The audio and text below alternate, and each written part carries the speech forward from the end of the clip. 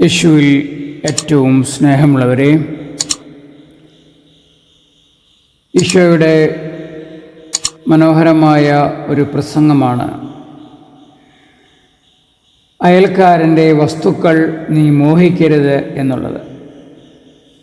ഈശോ തെളിവെള്ളം എന്ന് പറയുന്ന സ്ഥലത്ത് 10 കൽപ്പനകളെക്കുറിച്ച് ഈശോ പ്രസംഗിക്കുകയും അത് വ്യാഖ്യാനിക്കുകയും ഒക്കെ ചെയ്യുന്ന ഈ സാഹചര്യത്തിൽ അയൽക്കാരൻ്റെ വസ്തുക്കൾ നീ മോഹിക്കരുത് എന്ന 10 കൽപ്പനകളിലെ ഒരു കൽപ്പനയായ ഈ കൽപ്പന നമ്മുടെ തമ്പുരാൻ്റെ വാക്കുകൾ അധരങ്ങളിൽ നിന്ന് നമുക്ക് കേൾക്കുവാനായിട്ട് സാധിക്കും.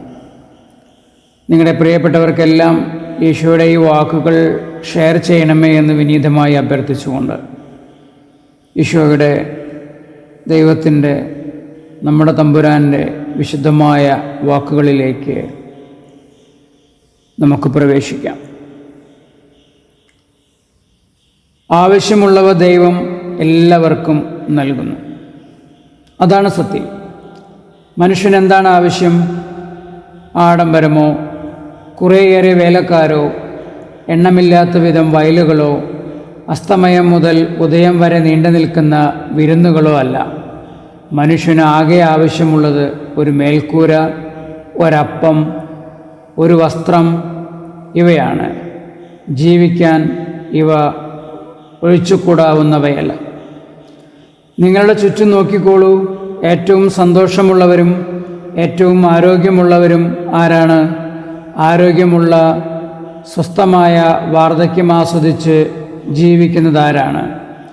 വ്യഗ്രത പൂണ്ട് ജീവിക്കുന്നവരാണോ? അല്ല. ആത്മാർത്ഥമായി ജോലി ചെയ്ത് ജീവിക്കുകയും സത്യമായവ മാത്രം അന്വേഷിക്കുകയും ചെയ്യുന്നവരാണ്. ജഡികാസക്തി എന്ന വിഷം അവർക്കില്ലാത്തതുകൊണ്ട് അവർ ശക്തരാണ്. ജഡിക വ്യാപാരങ്ങളുടെ ലഹരി അവർക്കില്ലാത്തതുകൊണ്ട് ശരീരത്തിന് നല്ല വഴക്കം. അസൂയയാകുന്ന വിഷം അവരെ ബാധിച്ചിട്ടില്ലാത്തതിനാൽ അവർ സന്തോഷവാന്മാരാണ്. കൂടുതൽ കൂടുതൽ കിട്ടണമെന്ന് ആഗ്രഹിക്കുന്നവർ തങ്ങളുടെ തന്നെ സമാധാനത്തെ നിഹനിക്കുന്നു. ഒരു സന്തോഷവും അവർക്കില്ല. അസൂയയും മറ്റു തിന്മകളും അവരെ ഗ്രസിച്ചിരിക്കുന്നതിനാൽ അകാല വാർദ്ധക്യം അവരെ ബാധിച്ചിരിക്കുന്നു. നീ മോഷ്ടിക്കരുത് എന്ന കൽപ്പന നിന്റെ അയൽക്കാരൻ്റെ സ്വത്തുക്കളെ നീ മോഹിക്കരുത് എന്ന കൽപ്പനയുമായി ഞാൻ ചേർക്കുകയാണ്. വാസ്തവത്തിൽ അമിതമായ ആഗ്രഹം മോഷ്ടിക്കാൻ ഒരുവനെ പ്രേരിപ്പിക്കുന്നു. ഇവ തമ്മിലുള്ള അകലം വളരെ കുറവാണ്. എല്ലാ ആഗ്രഹവും നിയമവിരുദ്ധമാണോ? ഞാൻ ഉദ്ദേശിക്കുന്നില്ല. വയലിലോ തൊഴിൽശാലയിലോ ജോലി ചെയ്യുന്ന ഒരാൾ തൻ്റെ കുടുംബം പുലർത്തുവാനായി ആവശ്യമുള്ളവ സമ്പാദിക്കുവാൻ ശ്രമിക്കുന്നു. തീർച്ചയായും അത് പാപമല്ല. നേരെ മറിച്ച് ഒരു പിതാവെന്ന നിലയ്ക്ക് തൻ്റെ ചുമതല നിർവഹിക്കുകയാണ് ചെയ്യുന്നത്. എന്നാൽ കൂടുതൽ സുഖിക്കാൻ വേണ്ടി ബുദ്ധിമുട്ടാൻ ഇഷ്ടമില്ലാത്തതിനാൽ അന്യൻ്റെ സ്വത്തുക്കൾ കൈക്കലാക്കുന്നവൻ പാപം ചെയ്യുന്നു. അസൂയ. മറ്റുള്ളവരുടെ വസ്തുക്കൾ ആഗ്രഹിക്കുന്നത് അത്യാഗ്രഹവും അസൂയയുമല്ലാതെ മറ്റെന്താണ്? എൻ്റെ പ്രിയമക്കളെ, അസൂയ മനുഷ്യനെ ദൈവത്തിൽ നിന്ന് അകറ്റുകയും സാത്താനോട് ചേർക്കുകയും ചെയ്യുന്നു. തനിക്ക് സ്വന്തമല്ലാത്തത് ആഗ്രഹിച്ച് ആദ്യത്തെ ആൾ ലൂസിഫറാണെന്ന് നിങ്ങൾക്കറിയാമല്ലോ. മുഖ്യദൂതന്മാരിൽ ഏറ്റവും സുന്ദരനായിരുന്നു അവൻ. അവൻ ദൈവത്തെ കണ്ട് ആനന്ദിച്ചിരുന്നു. അതുകൊണ്ട് അവൻ തൃപ്തനാകണമായിരുന്നു. എന്നാൽ അവൻ ദൈവത്തോട് അസൂയപ്പെട്ടു. ദൈവമാകാൻ ആഗ്രഹിച്ചു. സാത്താനായി തീർന്നു. ആദ്യത്തെ സാത്താൻ. വേറൊരു ഉദാഹരണം. ആദത്തിനും ഹവ്വായ്ക്കും എല്ലാം നൽകിയിരുന്നു. ഭൗമ്യ പറുദീസായും ദൈവത്തിൻ്റെ സ്നേഹവും ദൈവിക കൃപാവരവും കൊണ്ട് അനുഗ്രഹീതരായിരുന്നു. അവ കൊണ്ട് അവർ തൃപ്തരാകണമായിരുന്നു.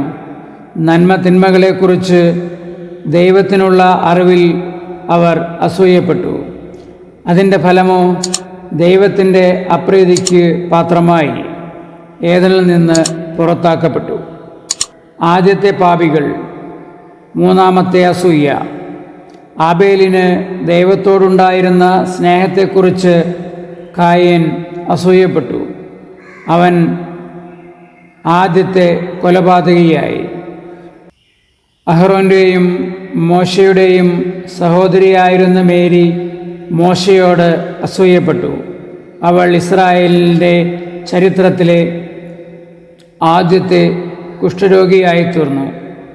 പടിപടിയായി ദൈവജനത്തിൻ്റെ ചരിത്രങ്ങളിലൂടെ നിങ്ങളെ ഞാൻ നയിക്കാം.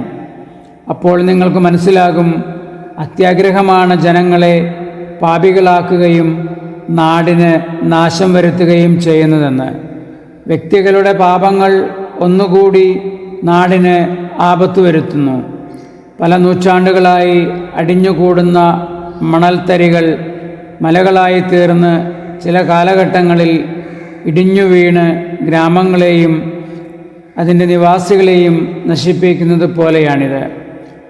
ഞാൻ പലപ്പോഴും കൊച്ചുകുട്ടികളെക്കുറിച്ച് നിങ്ങളോട് പറഞ്ഞിട്ടുണ്ടല്ലോ.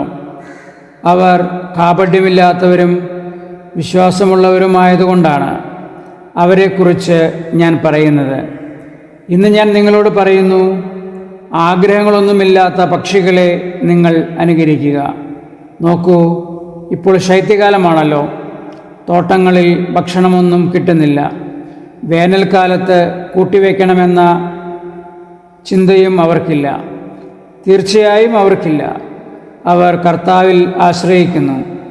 അവർക്കറിയാം, അവരുടെ ചെറിയ കണ്ടസഞ്ചി നിറയ്ക്കുവാൻ ഒരു ചെറുപുഴു, ഒരു ചെറു ധാന്യമണി, ഒരു തരി അപ്പം, ഒരു ചെറു ചിലന്തി, ഒരു ഈച്ച, ഇങ്ങനെ എന്തെങ്കിലും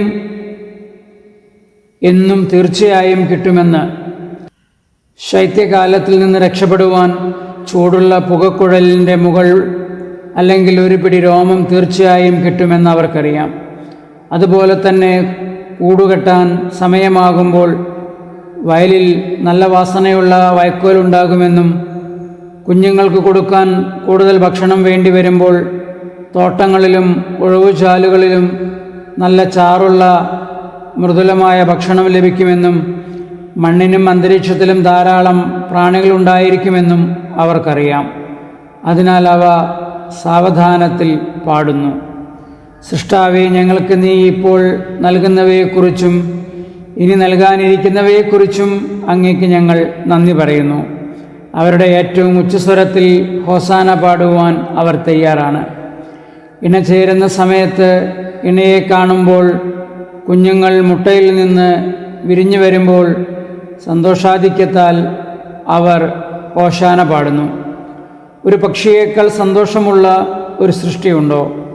എന്നാൽ മനുഷ്യൻ്റെ ബുദ്ധിയോട് താരതമ്യപ്പെടുത്തിയാൽ അതിൻ്റെ ബുദ്ധി എന്താണ്? ഒരു മലയോട് ഒരു മണൽത്തരി താരതമ്യം ചെയ്യുന്നത് പോലെയായിരിക്കും. എങ്കിലും അത് നിങ്ങളെ ഒരു പാഠം പഠിപ്പിക്കുന്നു. ഞാൻ ഗൗരവമായി പറയുന്നു, അശുദ്ധമായ ആഗ്രഹങ്ങളില്ലാതെ ജീവിക്കുന്നവൻ പക്ഷിയുടേതുപോലെ സന്തോഷമുള്ളവനാണ്. അവൻ ദൈവത്തിൻ്റെ പിതാവാണെന്നും വിചാരിക്കുകയും അവൻ ദൈവം തൻ്റെ പിതാവാണെന്ന് വിചാരിക്കുകയും ദൈവത്തിൽ പ്രത്യാശ വയ്ക്കുകയും ചെയ്യുന്നു. ദിവസം പുലരുമ്പോഴും രാത്രി ആരംഭിക്കുമ്പോഴും അവൻ പുഞ്ചിരി തൂകുന്നു. കാരണം സൂര്യൻ അവൻ്റെ സ്നേഹിതനാണ്, രാത്രി അവൻ്റെ പോഷണമാണ്. കളങ്കമില്ലാത്ത അവൻ ആളുകളെ വീക്ഷിക്കുന്നു. അവരുടെ ഉപദ്രവങ്ങളെക്കുറിച്ച് ഭയപ്പെടുന്നില്ല. കാരണം ആരെയും ഒരു തരത്തിലും അവൻ ഉപദ്രവിക്കുന്നില്ല. അവൻ്റെ ആരോഗ്യത്തെക്കുറിച്ചോ ഉറക്കത്തെക്കുറിച്ചോ അവന് ഉത്കണ്ഠയില്ല.